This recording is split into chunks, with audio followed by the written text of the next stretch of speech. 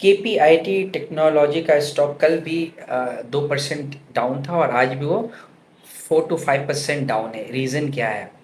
देखिए, KPIT technology के बहुत सारी कंपनियां के साथ उनका कोलैबोरेशन है। एक सॉफ्टवेयर कंपनी है जो एक सॉफ्टवेयर डेवलपमेंट प्रोवाइड करती है ऑटोमोटिव इंडस्ट्री को। अब ऑटोमोबाइल जो इंडस्ट्री है उसके डिफरेंट वेंडर्स हो सकते हैं।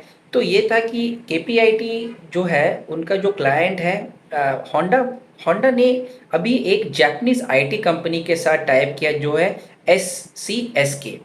अब इस कंपनी को उन्होंने एक प्रोजेक्ट दिया है और इस कंपनी के लिए जो जापानीज आईटी कंपनियां 1000 एम्प्लॉयज़ को हायर कर रही है बाय 2030। और इसी प्रोजेक्ट जो मिला था उनको मार्च में, उसके लिए केपीआईटी हायर कर रही है 2000 एम्प्लॉयज़ को बाय 2030।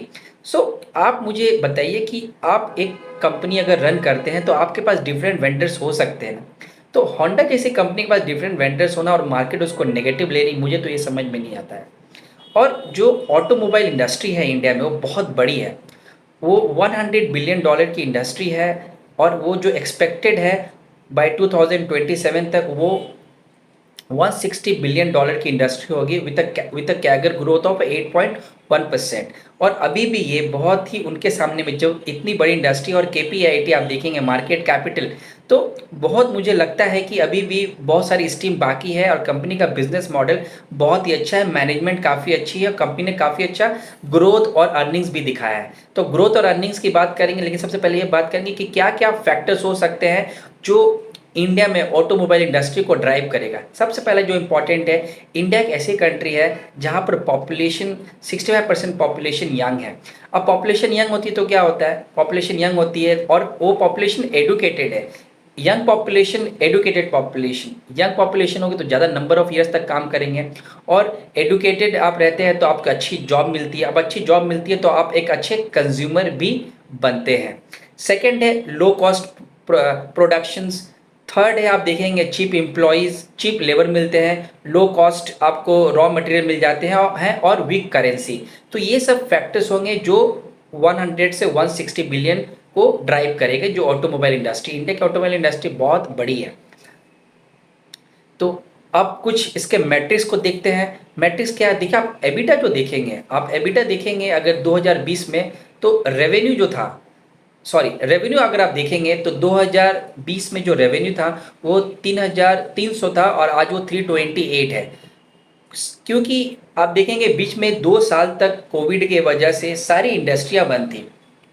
अर्निंग पर शेयर जो 2020 में वो 5.45 की हुआ करती थी, आज वो 10.17 है। एबिटा अगर आप देखेंगे तो 2953 हुआ करती थी 2020 में, आज वो देखेंगे 43885 है। एबिटा मार्जिन अगर आप देखेंगे तो 2020 में 13.7% हुआ करती थी, आज वो 18% है। प्रॉफिट आफ्टर टैक्स जो कि मैं बहुत ज़्यादा देखता हूँ कोई भी स्टॉक्स को लेने से पहले या फिर उसको रिसर्च करने से पहले, प्रॉफिट आफ्टर टैक्स 1465 हुआ करती थी, आज वो 2742 है। और नेट कैश बैलेंस जो 3278 हुआ करती थी 2020 में, आज वो 10380 है। तो आप देखें ना आपने, तो कंपनी ने काफ़ी अच्छा परफॉर्मेंस किया है और ये मल्टी बैगर रिटर्न दिया है सारे इन्वेस्टर्स को।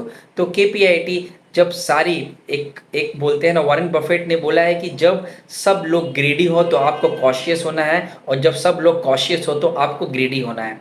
तो मुझे ऐसा लगता है कि अभी भी काफ़ी स्ट्रीम बाकी है। यस, हर स्टॉक हर इन्वेस्टर के लिए नहीं है।